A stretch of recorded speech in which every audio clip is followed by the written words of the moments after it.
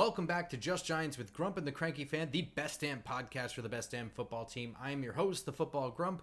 With me, as always, is Mike, the Cranky Fan, and it's raise your glass, cheers.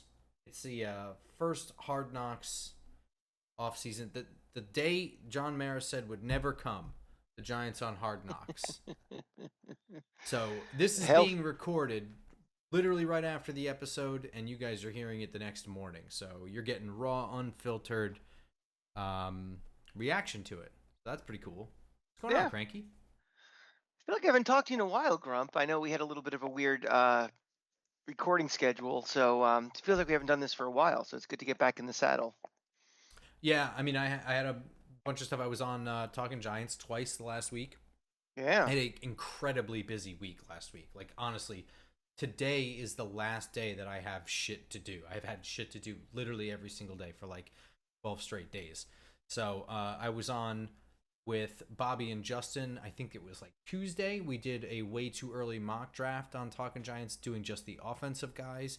And then I was just with Bobby. I think that was Thursday, doing the defensive guys. So we got our episode out of the way early so that we could, get all this stuff done. Everybody thoughts to Justin. Oh, absolutely, yeah. Yeah, his grandmother just passed, so that's common knowledge. But just we're thinking of Justin. I know he was out and everything, so we're looking forward to seeing you soon, buddy. Yep, indeed. Where have you been up to? Where have you been? Working my ass off, Grump. Some of it I have to pay to live this life. We were in Atlanta a couple weeks ago for little Rays Braves, a great ballpark down there. Went down to Atlanta this past Thursday for the Copa America. Saw the U.S. lose. This is pretty something, Grump. I've been down to Mercedes-Benz Stadium in Atlanta 4 times. I've seen 4 different of my teams play there. I've seen the Giants. I was there. I've seen Florida football. I've seen New York City FC, and now I've seen the the U.S. men's national team. Loss. And just to heap on the embarrassment, the what is it? The international football tournament or whatever. U.S. got absolutely destroyed by Japan. What is that? I don't. Like the under 15-year-olds or something. It was something. Yeah, we got worked by Japan. Absolutely embarrassing. I don't care that I don't know anything about it. It's still embarrassing. Yes. So, my favorite stadium possibly is State Farm, whatever they call it now in Glendale, seeing a national championship and a Super Bowl. But Mercedes-Benz, that place. So is Glendale your favorite based entirely on the events that you got to witness there, or is it actually based on the stadium itself? Because I know you like Bank of America in Minneapolis. Purely, for favorite venues for things I've seen, I mean, the Superdome is always going to be number 1 to me because I saw the first Gator National Championship there. But for the amount of success, I have to say Glendale. But my favorite NFL stadium is Minneapolis. That place is amazing. It is, architecturally pretty amazing. It's a dome that you feel like you're actually outdoors watching without having to be in the freezing cold of Minneapolis. Good food, good sight lines. It's a great atmosphere. That's number 1 for me. Whereas MetLife is probably close to 32 on my list. And I hate it more and more every year. And then, when you see these things like, the Copa America and, there's a great soccer match that's being played in Atlanta and being played, in Glendale. They're getting these major events. And I know there was a match at MetLife with Argentina, but if a Final Four comes knocking, Glendale, Arlington, Atlanta, they're all getting those events. We're not, because we have two football teams that were too cheap to put a retractable roof or even a fixed roof on there, and we will pay for that. And also, it's just a piece of shit stadium, as all of you wait online for 20 minutes to go to the bathroom and a 12-minute halftime can attest to.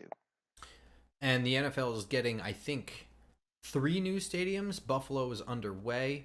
I believe Soldier Field is Mm-hmm. getting a remodel as well. I don't know if that. Oh yeah, I think it is. I think it's actually only getting limited public funding too. A lot of it is Mm-hmm. privately funded.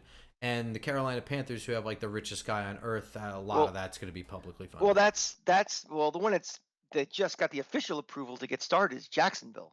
Oh, that's right. Yes, yes. Yeah, that's the one. It's actually the further. Well, Buffalo's the furthest along. They actually have shovels in the ground, but Right. Jacksonville just got the full approval to start, and they will. I think what they're going to do is play this full season out.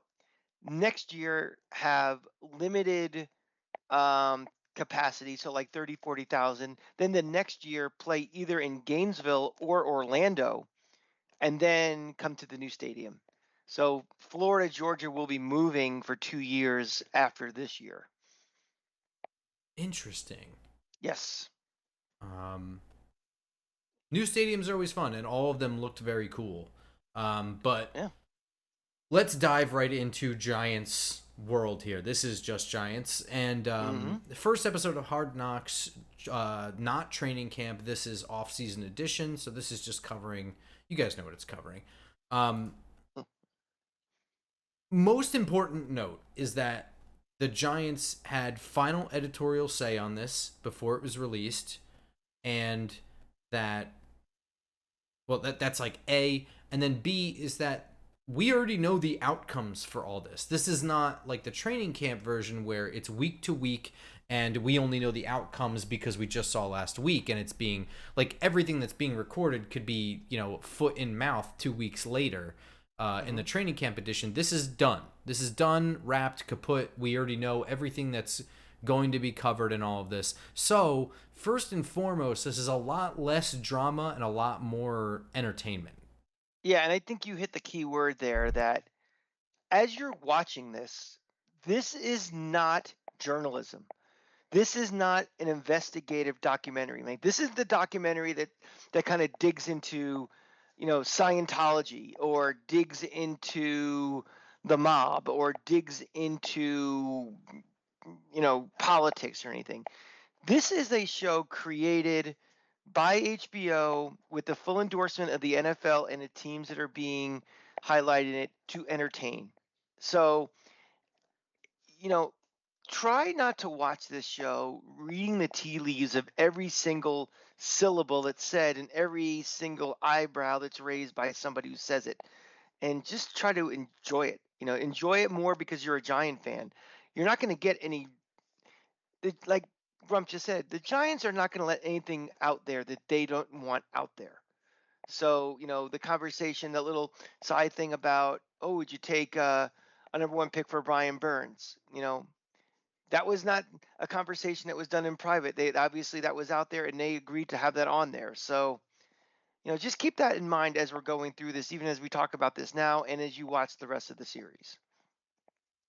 So, first episode, this one is hopefully going to be the least exciting because there's a lot of introductory stuff here. We had a good 10 minutes on how much Joe Shane eats peanut butter and jelly. Um, I respect that. yeah, I do too. But I did find some things interesting that I do want to talk about before we get into the meat and potatoes of this episode. And it was one of the things that jumped out to me was how Daniel Jones was portrayed in this. A lot of talk on having 3 major injuries. There was nothing about his performance as a quarterback. Absolutely nothing about him as a performance. There's a long diatribe that's between Joe Shane and I think it was Chris Rossetti and maybe Brandon Brown in his office, talking about how bad the offensive line was in particular games. He said, Miami, we had 3 guys that should have been on the fucking practice squad out there that were trying to protect him. And that's the game really where Josh Azudu fell and Jones hurt his neck. And he mentioned straight up, you put Patrick Mahomes back there and he's going to struggle. So obviously, again, Giants editorial say on everything. They're going to, they have their guy, but there's a ton of talk of we have to do our due diligence. We have to have a backup plan. We have to have this. this is setting up for the next episode where they're going to be at the combine, and there has to be quarterback talk that's going to come up there. And as we get closer and closer to the draft in these episodes, but already setting up a lot of backup plan talk and not we need a new quarterback talk. Well, if you noticed, the only player they showed actually doing a live rep during the coming up at the combine was a JJ McCarthy throw. I thought that was a little interesting because here I am now micro analyzing every little tiny scene, which I just said not to do. But yeah, that was. Well, I mean that's kind of teasing. I Yeah. think that's fine because they're just teasing the next episode and what's going to be on that. We know what happened. So Yeah, I mean, look, the Giants are using this for their advantage this show. Besides to entertain, it's his publicity and promotion and setting narrative. And they are trying, and I would say the majority of people watching this are probably Giant fans. But I think they want to set a message to Giant Nation that until we're out on Daniel Jones, we're in on Daniel Jones, and they are going to promote him, and they are going to, remind you that we're in this situation with Daniel Jones because of his health, not because of his performance. Some of his performance is related directly because of his health, but let's set the narrative now that, we're in this situation with him, you know, because he can't stay healthy and he's trying to get better. And I think playing either a little bit of a sympathy card or just a reality check just to get the fan base off Daniel Jones back for right now. That could change if he's gimpy in preseason. It could be gimpy if he's gimpy in week 2. That can all change. But for right now, you want to go into the season, controlling the narrative about your players and your team and expectations. So it's smart what they're doing. Did something else jump out at you? Um, you know, obviously there's a lot of talk about Barkley. That's the biggest story of the offseason. Again, the way it was cut was interesting. How they immediately were talking about replacements for him. So even if you were, under a rock this whole offseason, you knew kind of where we were headed with the Barkley story. The other thing I thought was interesting was the piece where Mara was talking with Joe Shane, and he really came off as an old man in that, to be honest. And not only just the way he looked and the way he sounded, but you know, talking about, if we have to replace Barkley, he's like, well, I think Shane alluded to something like, we're going to have the draft coming up in this. And he made a comment, something like, well, you're going to have to draft a running back, obviously.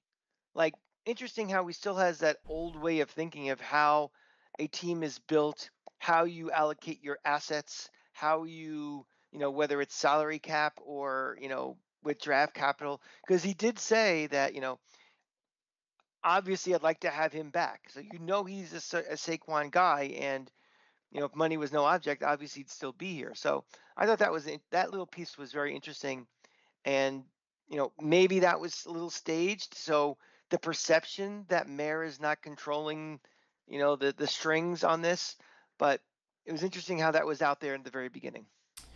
Yeah, there was a lot of talk about the running backs in the context of the running back market and running back value. There was a lot of talk, a lot like spliced throughout the entire episode too, not all at once, about there was that whole portion where he's standing on the field talking to Frank Gore, who is now starting as a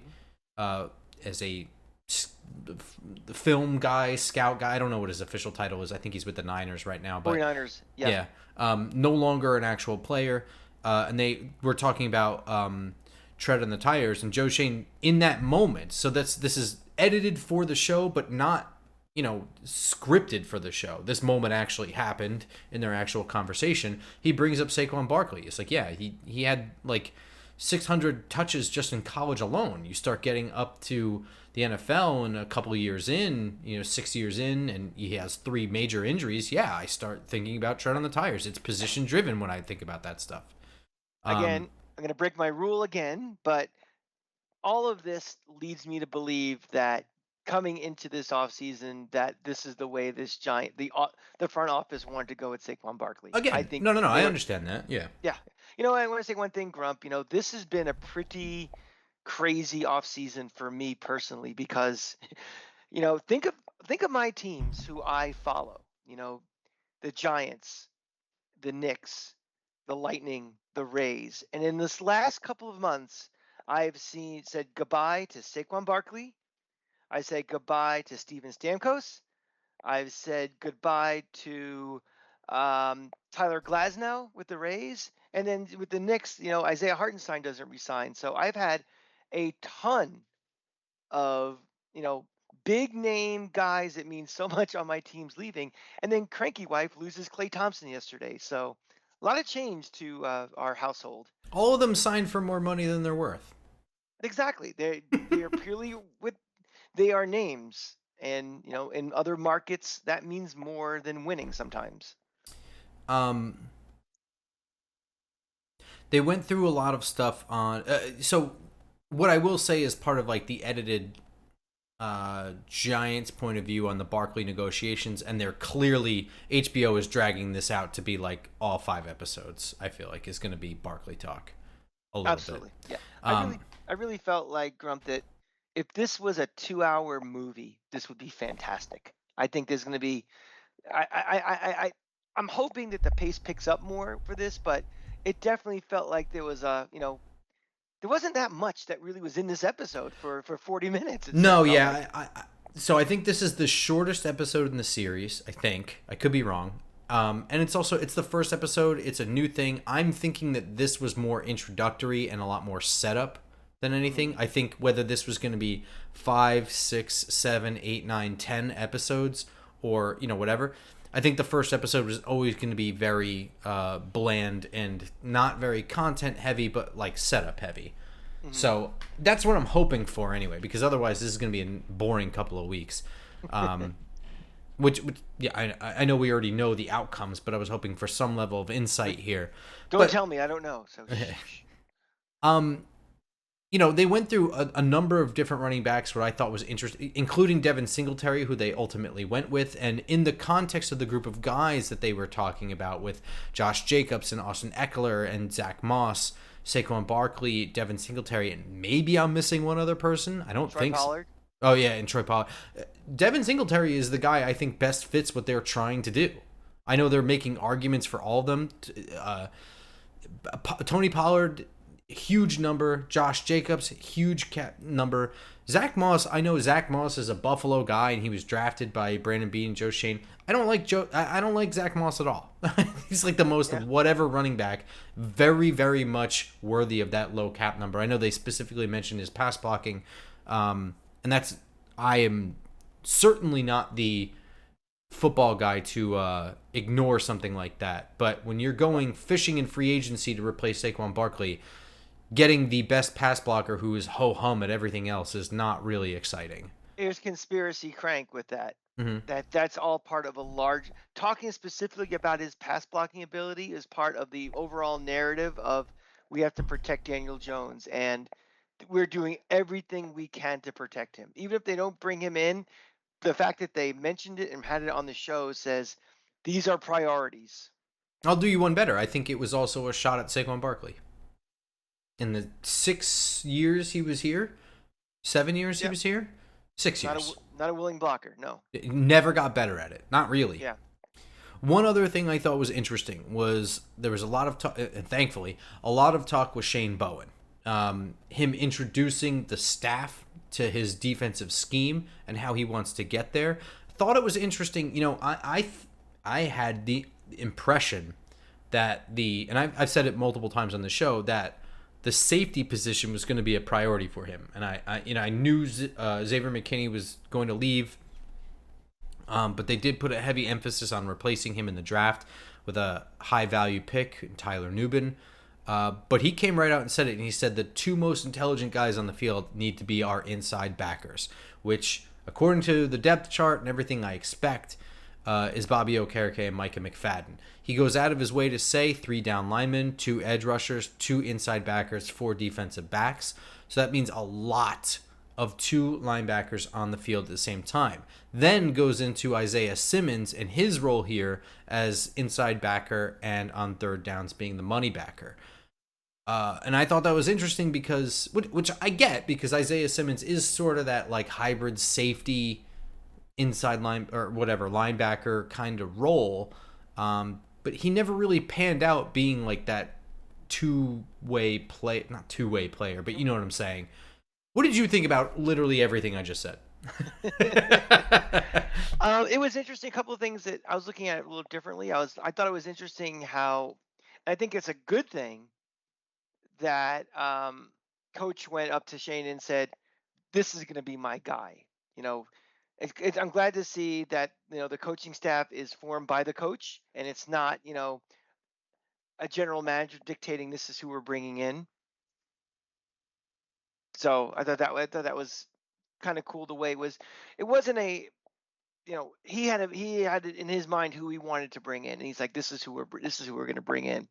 I thought that introductory meeting when he was talking about this is what my base this is what my base defense is. This is what I'm looking for. I thought that was a little interesting. I would thought that would be stuff that kind of the organization sort of knew already. It was almost like, let me introduce you to Shane Bowen. This is who he is. This is what we're doing. And looking at like the faces around the room was kind of like it's the first time they've heard that this is what his defense is. So that was kind of interesting. Again, this is nuts and boltsy, and also me never being ever in a room like that to know what's normal protocol and what's normally how the way these things are rolled out. Um, Well, I sorry, I don't want to interrupt you, but just to address that specifically, we don't know the context of that meeting and who was kind of like there are some faces there I didn't recognize that looked like they were more interested than others.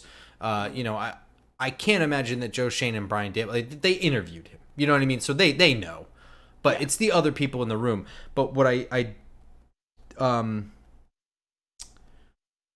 what I thought was kind of interesting was Brian Dable pulling Joe Shane into his office and waiting for the door to shut and then going, "I'm going to offer it to Shane." Like that this that's was purely Brian Dable's decision at the That's final what I end. was talking about in the beginning of this was like it was Dable's call, and this is like I'm just letting you know this is who I am hiring. So I I thought thought that that was interesting, yeah. yeah. Um, And what's they really really interesting about that to me, honestly, is when you put that in the context of him just simply not getting along with Wink Martindale. well that was my other point I Sorry, was go going to ahead. make is that they really glossed over that, and I thought that was going to be that is an example, I believe, of the Giants having editorial control and kind of minimizing that as much as possible. Because, the second biggest storyline of this offseason, besides Saquon Barkley, was what the hell happened where, the defensive coordinator just up and quit. And then the whole drama of like how is this going to be handled? Are they going to have a settlement or something or whatever? And it was really I thought was pretty glossed over.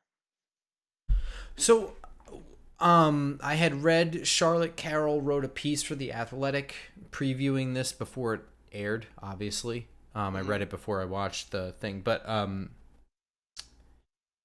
she did say don't expect a whole lot of that stuff because partly because um, the cameras didn't arrive till February and that shit all happened in January. So, yes, I do think they glossed over the story. They mention most stuff. Like they do have a quick media clip. I don't know if it was ESPN or like the radio where they were like he didn't really talk to the people that you're supposed to talk to when you resign. He just kind of left the building with his Yeah. stuff and said I quit. So like they didn't not mention it, but they really didn't talk about it a lot. But I didn't expect because I had read that piece, I was like, well, there's not going to be a lot of cameras Right. But involving remember, Wink Martindale. remember the cameras weren't there either last year when Daniel Jones got hurt, and they certainly had a lot of background about Well, Daniel they Jones had getting hurt. stock footage, but Right, right. like But attention was given to it, like right. and I thought, and I can understand why they didn't, but that is a major storyline to watch this season. Is Brian Dable a guy who is difficult to work with, or Right. and I think that to me is if you're looking really at the direction of this team, you know, it's looking forward and it's more the fundamental pieces. It's Joe Shane and Brian Dable. Are these the guys? who the Giants are going to, maintain a long-term relationship with building this team and coaching this team. And, that whole Wink Martindale situation, it's not a black mark on Brian Dable, but it definitely kind of makes you do this a little bit and say, Mm. let's go, let me think about this and let's keep our eyes open more.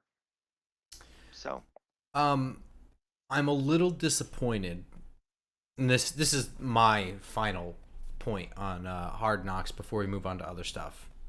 Um, they went right into Shane Bowen, and I'm gonna hire him, and then this is him talking about his stuff, and absolutely zero about like the defensive coordinator's search. No other names even mentioned, anything like that. So there was like kind of no behind the scenes regarding the search for a defensive coordinator, which to me is ultimately more interesting than, hi, this is the guy that we hired and this is him explaining his defense. And here's my elevator pitch of what I'm going to do going Exactly, forward. right. Other thing that they didn't cover on this, because you can't cover, a million topics in episode 1, and I'm curious if they're going to cover it at all, is the relationship with Brian Dable and Mike Kafka.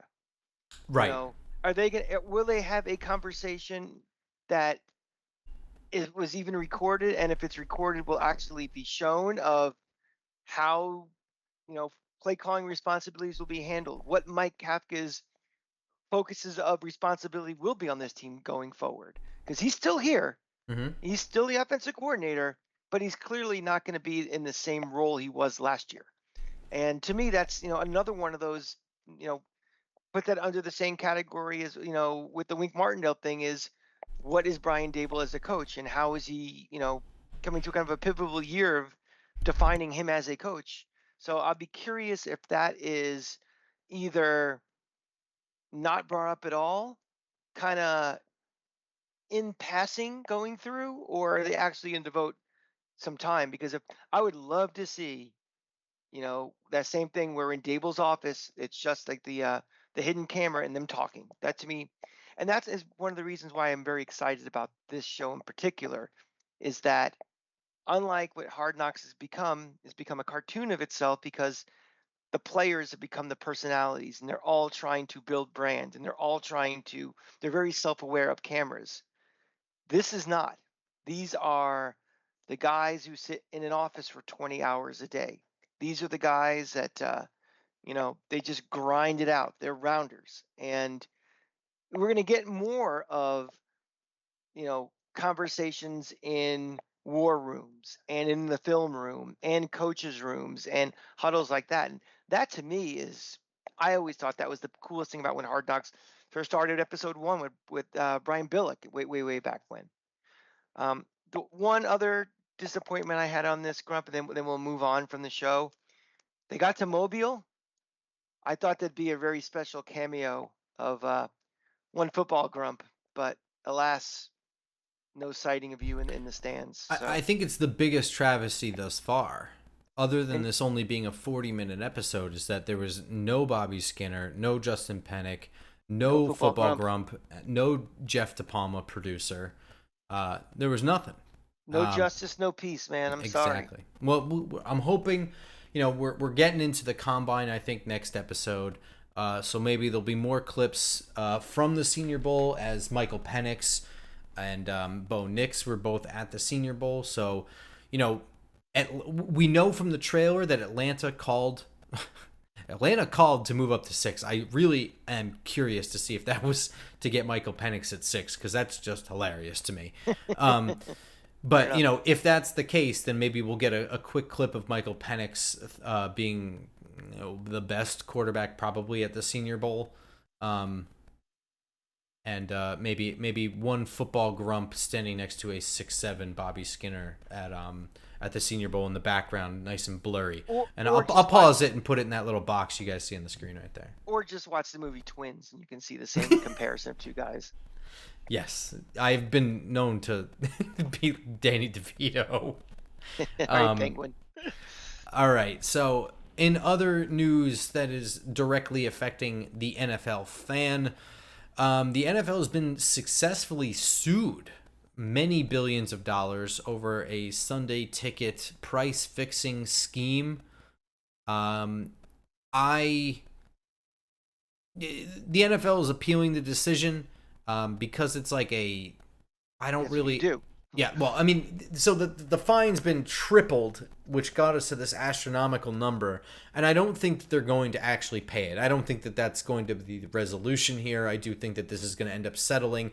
But as a former bar owner yourself, who had Sunday Ticket through DirecTV during the actual time period that is subject to this settlement, why don't you tell us a little bit about this and your thoughts after your I'm sure, schooled legal analysis. Well, I mean, let's go back even further. I mean, I first got DirecTV and Sunday Ticket in 1997 when I was still living down in Florida to watch our beloved New York Football Giants because I just couldn't get enough of Dave Brown and Danny Cannell. So I had to get Sunday Ticket back then. But yeah, I've had it for, the entire duration almost of it being on DirecTV and now obviously with YouTube. Um, you know, I understand that fans were frustrated at the cost, but to me, I kind of look at these things as much from the business perspective as the fans' perspective. It's that I kind of I kind of take the NFL side on this one a little bit, to be very honest. Um, Having the ability to watch, first of all, sports are not a God-given right. As much as we want it to be as fans, as much as we, have sports ingrained into our culture, how much they're a part of our, our communities and our cities and everything. We're not it's not our God-given right that we have access to be able to watch every game. It is elective entertainment. And to me, the NFL is running a business, and their business model is that we're trying to protect our teams that are in our local markets, and we want we want full stadiums. We don't want people just like I'll just watch on TV. So that's why they had blackout rules originally. Now that the country and this world is a lot smaller due to the internet and satellite TV and all this stuff. You have the ability to live anywhere in the country and watch your favorite team. But I don't understand why fans feel it's a right where they should get it for free. Or, you know, I think the NFL has a right to charge for it. And like everything else, team, companies bid on the rights to have the exclusive rights to have this service. So I understand why fans were frustrated, and I'm not going to turn down the money if I actually do get something. But to me, you know, the league is a business. The league is, it's as much as you think it is about winning and championships. The league is there to it's a for-profit institution. It's to make money. It's for its properties to appreciate and value. Um, and I never had a problem with the fact that I had to pay, to watch product.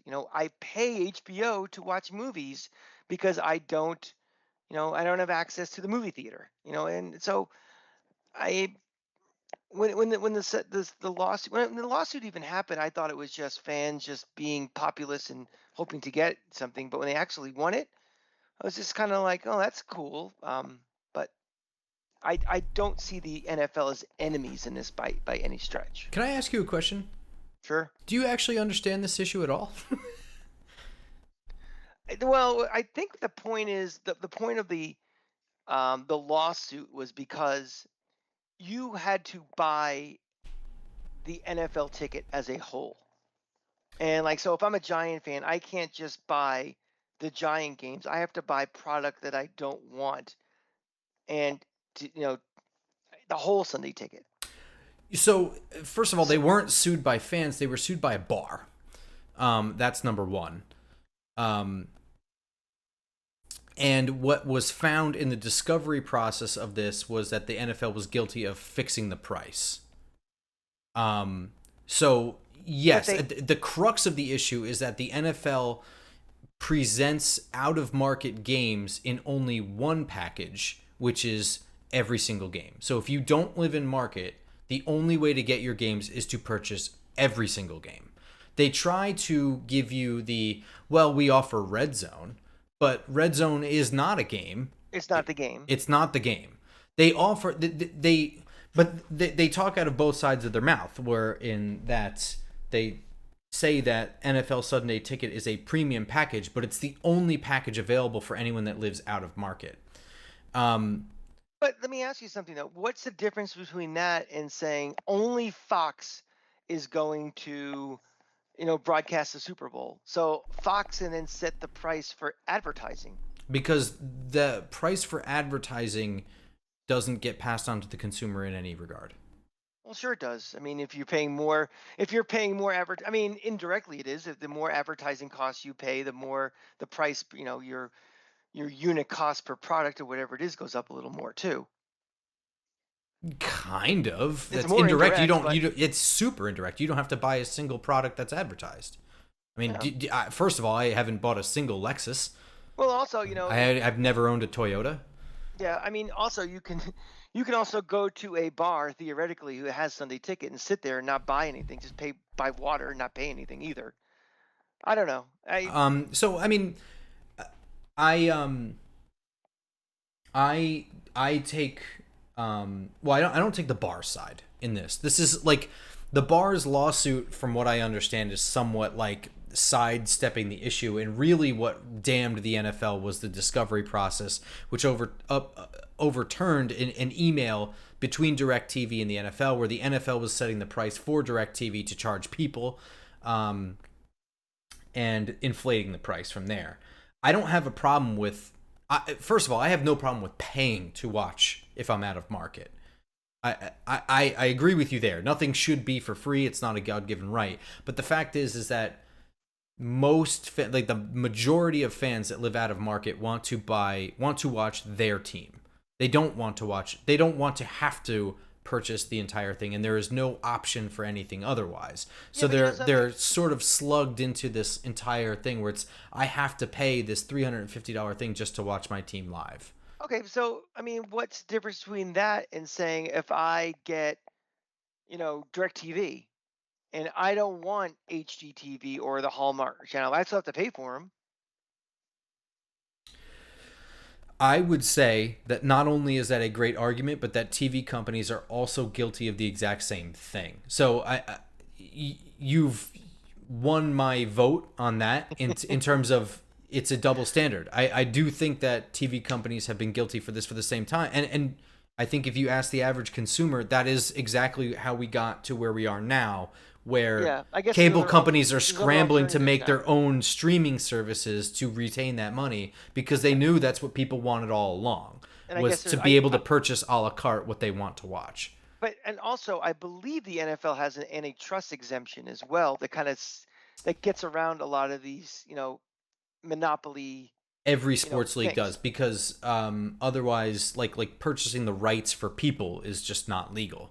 So the entire draft is technically illegal, but they have antitrust exemptions, but it's a limited antitrust exemption. It is not a complete antitrust exemption. Mm-hmm. So at the end of the day, this is still ongoing. I do think that the NFL will win something on appeal. I think that the outrageous tripling, which has something to do with, it's for damages, is triple. That's why the USFL settlement went from $1 to $3. Correct.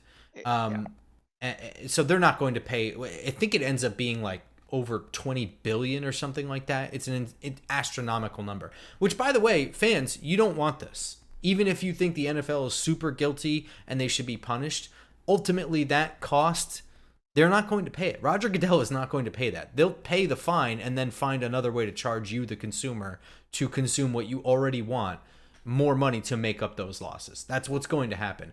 The best case scenario here that I can think of is that the NFL ends up finding a way to create a for-purchase single team package. I think that's like the best outcome that we can hope for as fans. Personally, I live in market, so I could care less, but I do think that it's shitty. I know the NBA has an option to buy you can buy a particular game, you can buy a particular team, you can buy a month.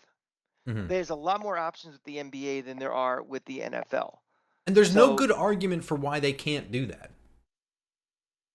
There isn't. The best argument is, well, nothing says I have to. the best argument to do it is you get more people to buy individual games than people who are buying the whole kit and caboodle. But they must have done research and said they can make more money having a million people buy the whole thing than. I don't think you have to do a ton of research to know that the NFL is the most popular sport. Yeah, but also, again, when I lived in Florida from 1997 to 1999, yes, I did it to watch the Giants, but I also watched a lot of other games that were on. And to this day, I've been back up here now for 20 years, and I've had DirecTV straight through. There are weeks where the Giants are, I'm either at the game or, I don't never have to see the Giants like you, but guess what? There's going to be a Philly game I want to see, or the Redskins, or Dallas, or Yeah, cranky wife watches the 49ers every week. So it's not just I the guess, but percentage of people look, that are hang just on. like, You I'm only here to can't. watch my team is low. I disagree with that because A, you have a podcast where you talk about football, which 99% of football watchers do not. And B, do you only watch those games because you've already purchased the package and they're available to you and it's interesting? Would you watch that game if you didn't already have it? Would you care that much? Would you be upset that you couldn't watch it? I'd probably go to a bar for something. If it was like, if we're getting into like December. Yeah, but you're talking about a single game at a single time in the season. Yeah, whereas you've purchased like 100 games. Yeah, but I would much more. There's a much greater chance that I would spend a Sunday in a bar watching multiple games than having it in my own house. And as you get into November and December, as we're fighting for a playoff spot, either for the division or a wild card, I'm definitely going to flip over. So I think the percentage of people who buy Sunday ticket and just watch their team and that's it, I think is. But again, if you've already purchased it, you're going to try and get your bang for your. If I had to buy, if the sale at the store was limes or buy 2 bags of limes get a third free, and I end up buying it because it's the only option for me to get a single fucking lime, I'm going to make a bunch of tequila shots. You know what I'm saying? Yeah, but if you're I can watch this thing, you're kind of defeating your own argument of like, well, I only wanted my one team, but now you're using it to see the other stuff. So it's like, it's not defeating though, because you would have spent a fifth of the price if you could just buy your team. If you did the math and divided it by game, you'd be like, well, if they had just sold me this, that's all I want. Right. I don't want to drink all of this tequila. I don't want to be an alcoholic. But they haven't backed me into a corner, but I feel like it's the only way to get my money's worth. That's all. I don't think that's a bad argument either.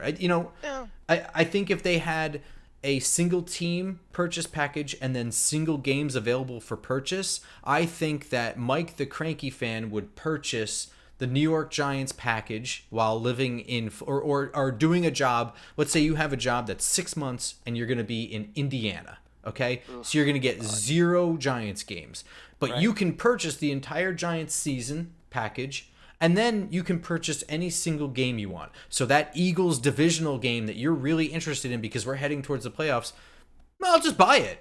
Why not? I think you would just do that rather than spend $1 million on Sunday ticket every year because it's your only way to watch your team. Yeah, I don't think that there's anything wrong with that either.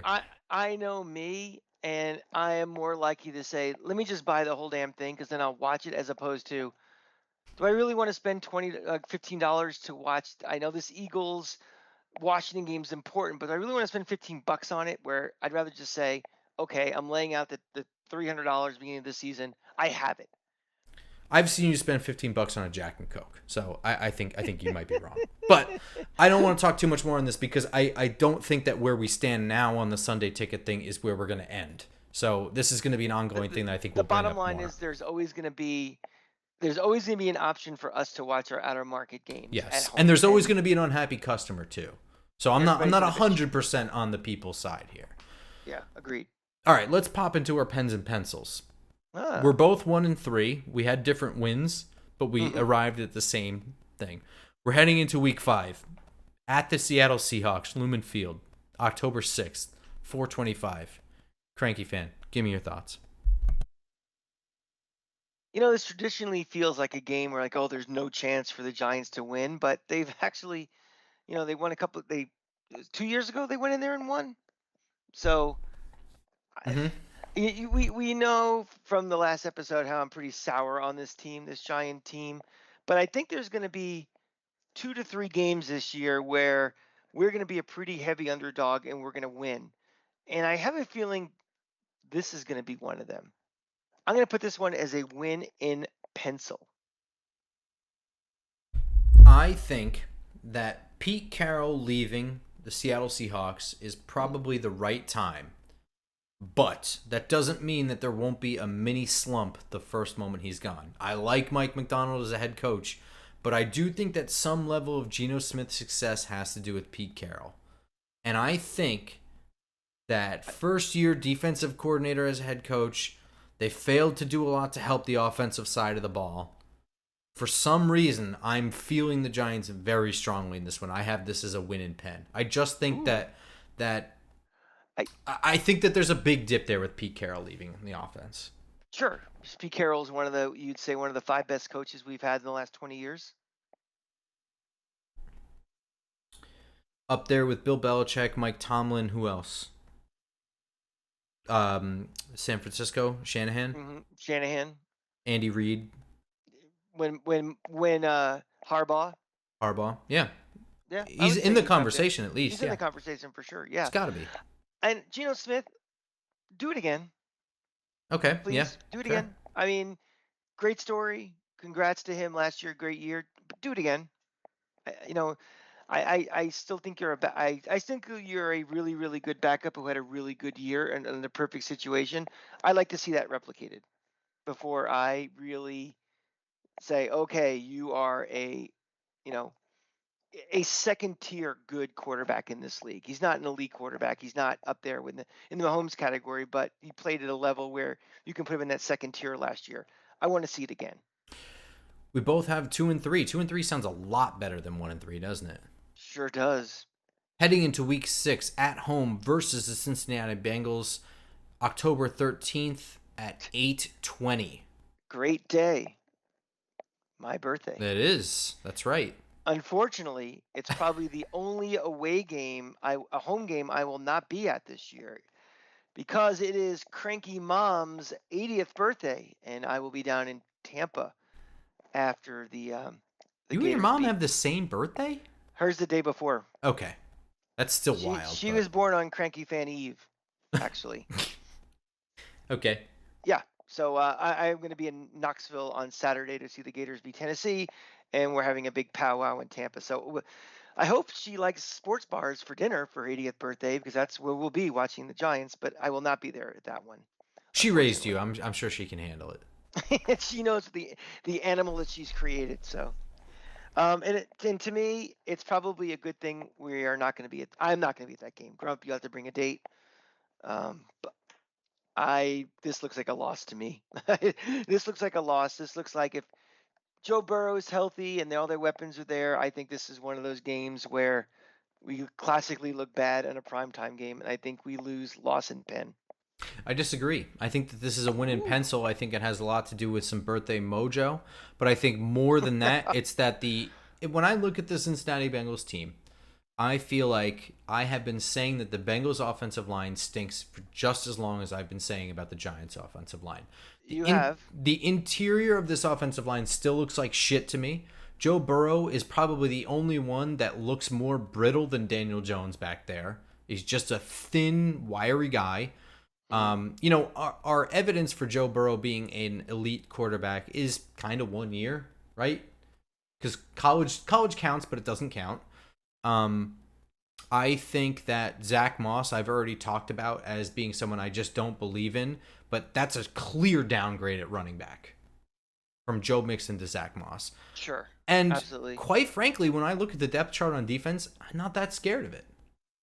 So When I look at this, I think that playing at home, I think that that win on the road against Seattle the week before does a lot to help this team. You know, in the 1-3 stretch that we had last episode, part of that was playing Dallas on a short week on Thursday is not helpful. They get the long week of rest before Seattle. I think that resets a lot of things. I think that's a good, strong win to build off of. And then you play a team like Cincinnati where, yeah, you have Jamar Chase and Joe Burrow and they went out and got Eric All at tight end, and maybe that's something there, and Jermaine Burton at wide receiver. But I don't know, man. I feel like this is a win in pencil. I feel like I wish we were better to say, yeah. No, I agree. All those things are, again, I am in this off-season malaise that's been going on for about 3 weeks for me right now. Where like, this team could be really bad. And I'm kind of feeling I'm in that this team could be really bad phase where I don't see this team being nearly consistent enough where they come back from Seattle and kind of follow it up with, winning a primetime game with the eyes on the league watching us and against I still think he's an elite quarterback. I think he can be. I think I need more than 1 year to see that. Yeah, but I mean, I'm writing this in some light pencil here. If this were a Scantron test, maybe the machine thinks I didn't fill in the bubble. I would say you need to use a number 2 pencil, not this number 1 you're using right now. Gotcha. All right, 1 week later, at home again versus the Philadelphia Eagles on October 20th. This is a 1:00 afternoon game. Saquon Barkley returns to many boos at MetLife Stadium. I was going to actually throw it out there that gun to your head, is Saquon Barkley playing in this game? Week 7? Yeah, I think so. I'm going to say he's not. Okay. Well, you have the floor, my friend. Yeah, that's not going to change my prediction. We're losing this in Penn, but let's not. I mean, Saquon Barkley is Saquon Barkley, and for all the reasons we love Saquon Barkley, that's the potential that if he's playing against us, he could potentially do that against us. And just, the stories have already been written how we should have kept him and we should have, done everything we can to bring him back and signed to a long-term deal and blah, blah, blah, blah, blah. There's also something that, Saquon Barkley is, you never know that the next run he has could be his last run for a month. And I just have a gut feeling that this is probably one of the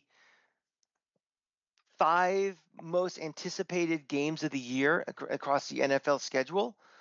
And things rarely go as often as predicted. I just have a feeling that he's not going to play in this game. And it's going to cause, meme wars between New York and Philly. Like, oh, you big puss, why aren't you playing? Blah, blah, blah, blah, blah. I just have a gut feeling he's not playing in it. Having said that, we have very little chance to beat Philly. It's still a loss in Penn. I think that Barkley's going to play in this game, so that doesn't factor into my my think piece here. My think piece. As I'm predicting something that's not going to happen for another couple of months. October, it's going to be cold, and I'm sweating my balls off right now while we're recording this. But here's what I think. Howie Roseman is a pretty slick businessman. I'll say it like that. However, I think that in the last couple of off seasons, it seems to me, on the surface, that Philly does a lot of media things. Like they make a lot of media-friendly moves. They go out and they get Nakobe Dean. They make, you know what I mean? Like everything they do is flashy. It's very Jerry Jones-like, and they win all of this talk. You know what I mean? Like but this seems different. It seems different than Dallas. Like Dallas just seems like it's just headlines to make headlines. Right. It seems like these are educated troll moves that the Eagles do. But it's not just against the Giants. I just think it's in general. Like in the league, yeah. Yeah.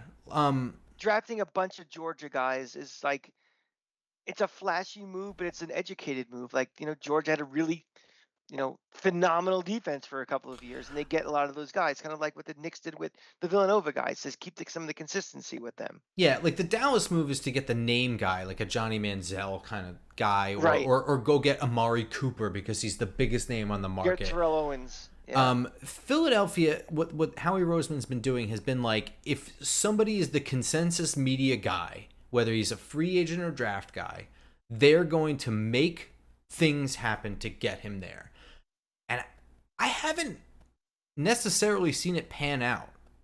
You know what I mean? Like, for starters, I understand they won one Super Bowl, but they haven't done a whole lot since then.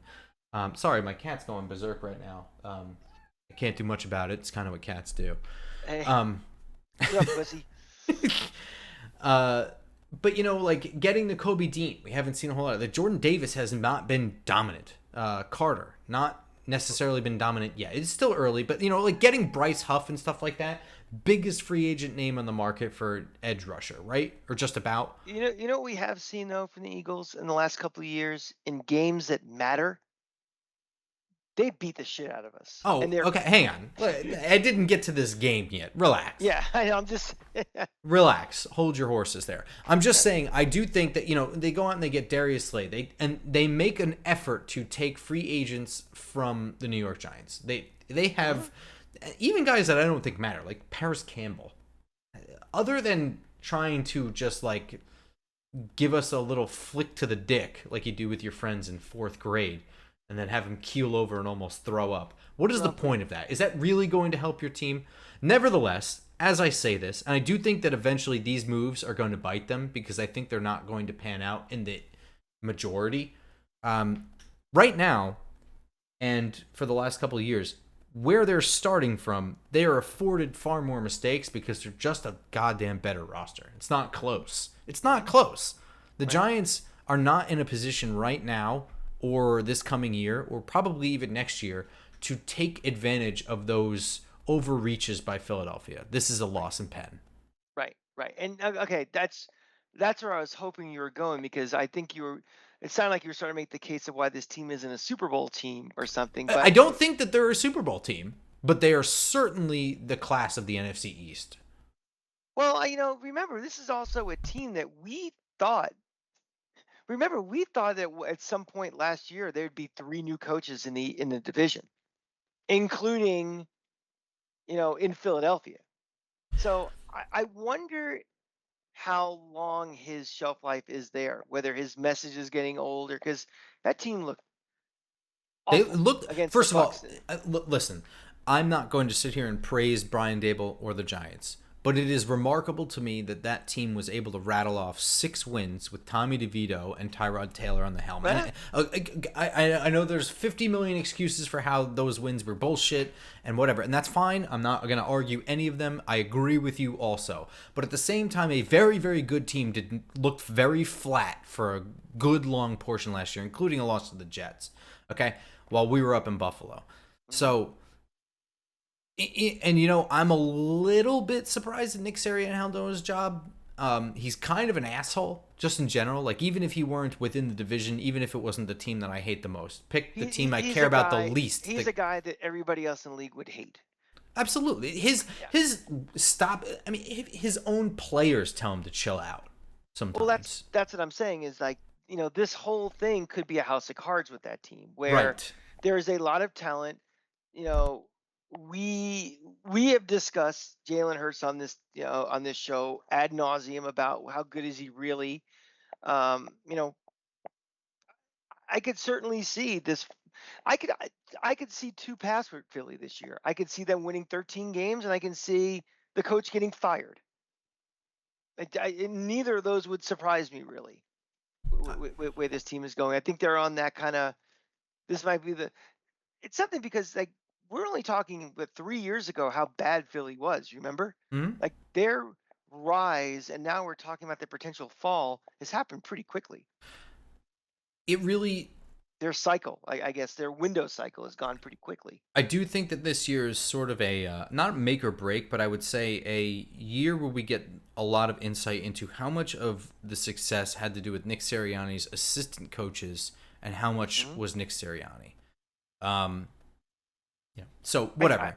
I also think this is the year we're going to know if this is going to be a Nick Sirianni that's going to be with them for a much longer haul too. Like, this is definitely fork in the road year for the Eagles in a lot of different directions. Doesn't Moving matter. They're forward, still going to beat the shit out of us. this is going to be a miserable game, Yes. and thankfully you and I will be there together for this one. So Bye week for the Gators, so we'll be there not early. easy to bring a date to Giants Eagles. So You know what? Here's a not one that you hope for a second date after they get hot dogs with mustard smeared all over their face. A little fun fact for the audience, if you're still with us. My very first date with the Cranky wife was at a bar in the West Village watching Giants Eagles in 2003. In late November 2003, when Giants getting our asses kicked, and I had to keep it together to not show my obvious frustration that we were getting our asses kicked. And 21 years later, here we are. So Well, there was always the bar to provide drinks and make up for your that bar's no throwing a hat longer on there. the floor. Yeah. Rest in peace, Riviera Club. You are no longer with us either. Moving forward to Week 8, this is a Monday night matchup at the Pittsburgh Steelers at Heinz Field, October 28th at 8:15. Cranky fan, give me your thoughts on this one. Wish I could be there, Grump. I'd love to be at this one. We went in 2007, had a great time. Giants won that game. This is going to be a throwback to 2007. I think the Giants are going to sneak this one out too as the second of my, we shouldn't be winning this games, and we actually come off with a win. I know it's a primetime game. I know it's on the road against a tough environment, but Pittsburgh, don't look at their record last year and think they were a good team. I think they might be kind of borderline garbage. I think it's the type of team we can sneak away with a win. I'm going to take us a win with Grump's number one pencil. I'm not ruling out not going to this game. Pittsburgh is close enough for a drive. I'd love to. Got a work commitment. I can't go. Yeah, I mean, I don't have to go with you. Cheater. Well, full disclosure, Grumpy wife is an alumni from the Pittsburgh area. She went to a culinary school that no longer exists. But was there a ceremony I wasn't invited to? I didn't realize it was Grumpy wife now. No, but I'm making it easier. Perfect. Sounds good. But so Pittsburgh is second home for her, and we drove out there actually last 4th of July. This is 4th of July week. So for all of you listening, 4th of July is tomorrow, so I hope you're all celebrating something awesome. But we went out there last because we simply had no plans, and why the hell not? Pittsburgh's fun. So went out there. Very underrated city. Extremely underrated city. Very, very fun. Yes. Lots of cool stuff. Hats off to Steeler fans too, because they are. I remember when we were there that weekend. It's Saturday night. It's like 1 a.m, and there was a game show like Jeopardy on the local channel with 3 Steeler fans playing Steeler Jeopardy. It was awesome. That is awesome. Yeah. As far as this game goes, I think that Pittsburgh probably has the better all-around structure for a team. I'm not going to say like straight up, but just they've been very consistent for a long time. I think they probably have the better quarterback with Russell Wilson. I think that's not even a debate, right? They have the more consistent coach with Mike Tomlin. I do think that there's some inexperience at tackle and center. You've got a second-year player at right tackle. You've got a first-year player at left tackle with rookie Troy Fautanu. Center Zach Frazier from West Virginia is a rookie as well. I think that bodes well for the Giants right there. If you can picture Kayvon Thibodeau and Brian Burns rushing off the edge against 2 very young tackles, you've got Dexter Lawrence going up against an undersized, albeit good, rookie center, and then Russell Wilson in a new system at the midway point in the year, kinda. Can we go back to that statement? Healthy Daniel Jones and a healthy 2024 Russell Wilson. Are we sure Russell Wilson's better than Daniel Jones?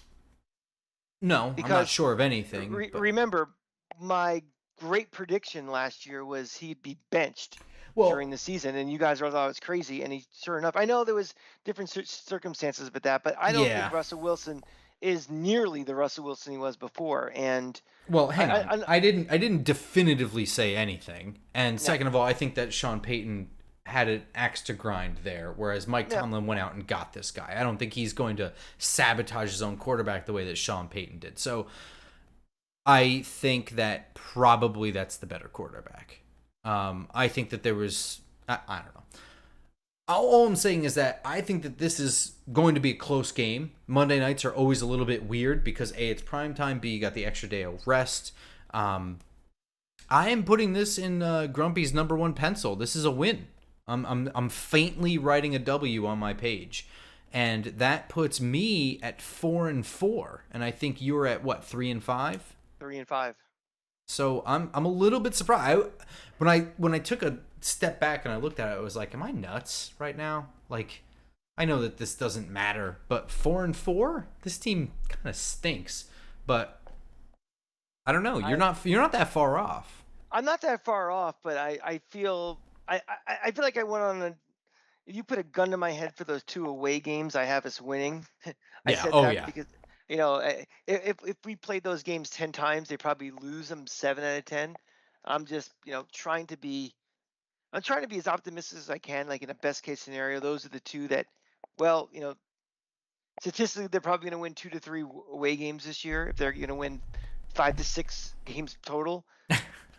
I'm really just playing numbers at this point, but I mean, if they are going to sneak out some wins on the road, those are the 2 I could see. I do think that it bears repeating that this team is better than last year, and last year's team somehow still won 6 games.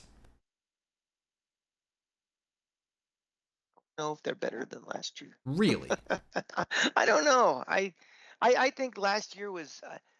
Again, I'm going to give a lot of credit to Brian Dable. I'm going to give some credit to Tommy DeVito, even for just being a consummate game manager. The things didn't completely fly off the handle, but I'm still in wait and see mode if this team is actually better. We have a whole obviously we have a whole new defensive system being put in. Oh, look. I'm going to say this. By Malik Neighbors alone, this team is already better. I'm going to say Malik Neighbors replacing Saquon Barkley is the best weapon on offense, and I know he hasn't done shit yet. I'm still going to say it's better because I don't think Malik Neighbors is going to miss 8 games a year. Hope not. Yeah. Oh, I don't factor in the this guy was hurt or something. No, but I mean, just in general, Saquon Barkley you can't count on for 17 games straight up. Mm-hmm. Absolutely not. So obviously we could talk ad nauseum about all the pitfalls. If Andrew Thomas gets hurt, crossing fingers, knocking on all the wood, it doesn't matter anything that we're talking about. But I think that this team is better. I think that simply making that 1-to-1 swap, they're already better right there. Okay. So I need more, but okay. I the law of averages says we are not going to be as injury riddled as we were last year. That's true. And the year before too. So, just being healthier will make this team better than last year. Absolutely. I also think the offensive line coach is an upgrade. Like I think that this is a better team. Yeah. There's this team to be. This is a lot like my Florida team, where the record may not indicate that this team is actually showing progress and being better this year. This team could win 6 games again this year and look markedly better. Yeah, and I won't have that offseason malaise next year, which I am in right now. Yeah, I'll buy that. All right, we are over an hour, so I'm going to wrap this. Next week, we're going to continue this programming. So we will record again next Tuesday, immediately after the Hard Knocks episode, so that we can give you a Wednesday morning Hard Knocks recap going right into our pens and pencils. We won't have a Sunday ticket thing, I don't think, to talk or argue about in between. No. So, yeah, please come back next week on YouTube, iTunes, SoundCloud, Spotify. Tell a friend. Promote our show. I hope you guys have a wonderful, wonderful 4th of July. I hope you guys celebrate however you want to, because that is the best part about 4th of July, is that there really are no rules. Hang out by yourself, hang out with friends, hang out with family, doesn't matter. And the Nathan's Hot Dog competition is going to be boring this year. All right, we'll see you guys next time. Until then, go Giants.